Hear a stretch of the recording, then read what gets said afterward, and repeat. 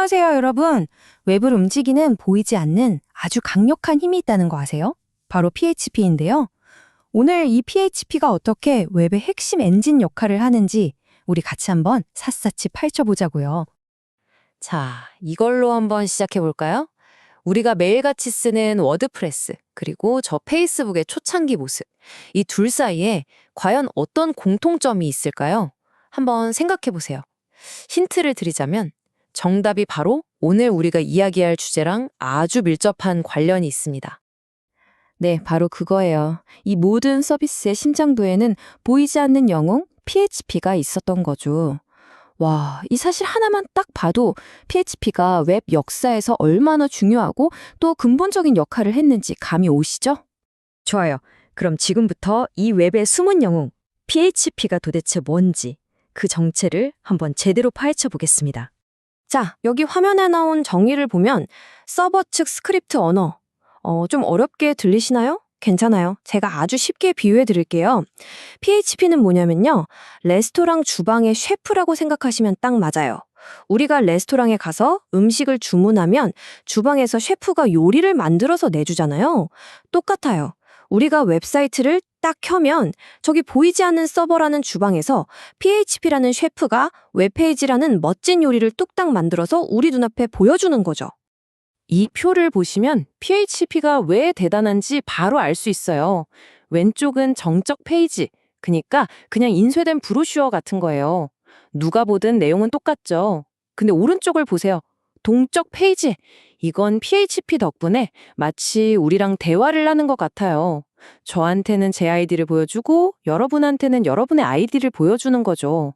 로그인도 하고 댓글도 달고 이렇게 데이터베이스랑 계속 소통하면서 살아 움직이는 웹사이트를 만드는 거. 이게 바로 PHP가 부리는 마법인 셈입니다. 자, 이제 PHP가 얼마나 매력적인지 좀 감이 오시죠? 그럼 이제 직접 우리 손으로 한번 만져봐야죠. 코드를 만들려면 제일 먼저 뭐가 필요할까요? 네, 바로 개발에 필요한 도구들을 준비하는 겁니다. 연장부터 챙겨야죠. 사실 코딩 처음 시작할 때 제일 힘든 게 바로 이 환경 설정이거든요. 막 이것저것 설치하라고 하는데 머리 아프죠. 근데 XMP 같은 도구를 쓰면요. 그냥 프로그램 하나만 딱 설치하면 서버, PHP, 데이터베이스까지 한 방에 다 깔아줘요. 마치 내 컴퓨터 안에 뚝딱하고 개인 작업실을 차려주는 거랑 똑같아요. 그러니까 초보자분들도 정말 쉽게 시작할 수 있는 거죠. 그리고 바로 이거. 모든 프로그래머가 맨 처음 배우는 뭐랄까 일종의 통과율 같은 거죠. 헬로우 월드. 내가 쓴 글자가 컴퓨터 화면에 진짜로 딱 나타나는 걸 보는 그 순간의 짜릿함. 이건 경험해본 사람만 알아요. 자, 헬로우 월드로 성공적으로 첫 발을 뗐습니다. 축하드려요.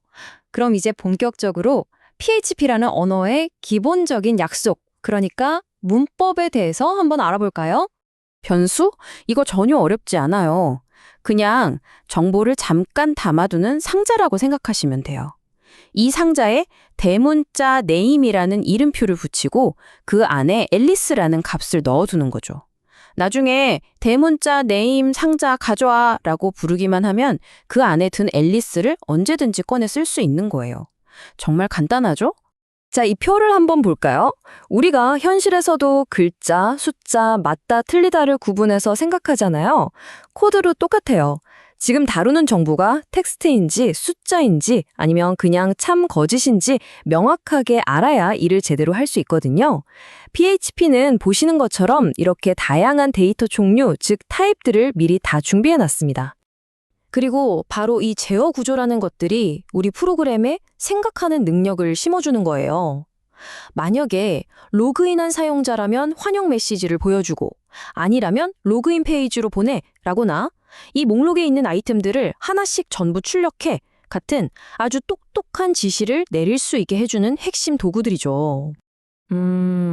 근데 코드를 짜다 보면 프로그램이 점점 커지고 복잡해지거든요. 마치 방 정리를 안 하면 물건이 막 쌓이는 것처럼요. 그래서 개발자들은 이 복잡한 코드들을 어떻게 깔끔하게 정리하고 관리하는지 그 비법을 한번 들여다보겠습니다. 바로 함수를 쓰는 겁니다. 함수는 뭐냐면요. 재사용 가능한 레시피라고 생각하면 이해가 쉬워요. 예를 들어서 김치찌개 끓이는 레시피를 한번 딱 만들어 두면 김치찌개 먹고 싶을 때마다 그 레시피대로 끓이면 되잖아요. 함수도 똑같아요. 특정 기능을 하는 코드 뭉치를 한번 만들어 두면 필요할 때마다 그 함수 이름만 불러서 쓰는 거예요. 똑같은 코드를 여러 번 쓸 필요가 없으니 얼마나 편하겠어요? 그리고 배열이라는 것도 있어요. 이건 뭐냐면 비슷한 것들을 한 군데에 모아두는 거예요. 예를 들어 달러 프루츠라는 과일 바구니 변수를 하나 만들어서 그 안에 사과, 바나나, 체리를 차곡차곡 담아두는 거죠. 이렇게 관련 있는 데이터들을 하나의 묶음으로 깔끔하게 정리할 수 있게 해주는 아주 유용한 도구입니다. 자, 그런데 문제가 하나 있어요. 지금까지 우리가 만든 코드는 웹사이트를 껐다 켜면 모든 걸 까먹어요. 기억상실증에 걸린 것처럼요. 그럼 웹사이트가 어떻게 사용자 정보나 글 같은 걸 기억하게 만들 수 있을까요? 지금부터 그 아주 중요한 비결에 대해 이야기해 볼게요. 핵심은 바로 데이터베이스입니다. 데이터베이스가 없으면요, 사용자가 사이트를 나가는 순간 모든 게 그냥 싹 사라져 버려요. 로그인 정보, 내가 쓴 글, 장바구니에 담아둔 물건, 전부 다요. 그러니까 이 데이터베이스는 이 모든 걸 영구적으로 보관해주는 웹사이트의 장기 기억 장치라고 할 수 있는 거죠. 그럼 PHP는 이 기억 장치랑 어떻게 대화할까요? 바로 이 네 가지 핵심 동사를 써서 지시를 내리는 거예요. 이게 바로 SQL이라는 언어인데요. 데이터 좀 찾아줘, select. 새로운 정보 추가해, insert. 이거 내용 좀 바꿔줘, update. 아, 이건 지워줘, delete. 어때요? 정말 직관적이지 않나요? 자, 이제 거의 다 왔습니다. 마지막으로, 하지만 어쩌면 가장 중요한 주제일 수도 있어요. 바로 보안입니다. 이건 정말 아무리 강조해도 지나치지 않죠? 특히 막 개발을 시작한 분들이라면 꼭 알아야 할 첫 번째 방어선에 대해 이야기해 볼게요. 제가 질문 하나 드릴게요.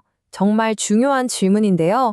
우리가 이렇게 열심히 만들어서 데이터를 차곡차곡 쌓아놓은 이 소중한 데이터베이스를 단 한순간에 무너뜨릴 수 있는 가장 흔하고 또 가장 치명적인 공격 방법이 뭘까요? 정답은 바로 SQL 인젝션입니다. 이름만 들어도 뭔가 무섭죠. 이게 뭐냐면 아주 간단히 말해서 해커가 데이터베이스에 보내는 요청서에다가 몰래 자기네들의 악의적인 명령어를 슬쩍 끼워 넣는 거예요. 상상만 해도 끔찍하죠. 이 화면을 보시면 그 차이가 확연히 드러납니다. 왼쪽 코드 보세요. 사용자가 입력한 값을 아무 의심 없이 그대로 믿고 명령어에 그냥 갖다 붙여버리죠. 이게 바로 문제의 시작이에요. 사용자가 뭘 입력할 줄 알고요. 하지만 오른쪽에 안전한 코드를 보세요. 일단 물음표로 자리를 맡아놓고 이 물음표 자리는 무조건 데이터만 들어올 자리야 라고 선언한 다음에 사용자 입력을 거기에 채워 넣는 방식이요. 이렇게 하면 사용자 입력이 절대로 명령어로 해석될 수가 없어요. 오직 순수한 데이터로만 취급되니까 근본적으로 안전해지는 거죠. 자, 지금까지 우리가 함께 달려온 여정을 한번 정리해 볼까요?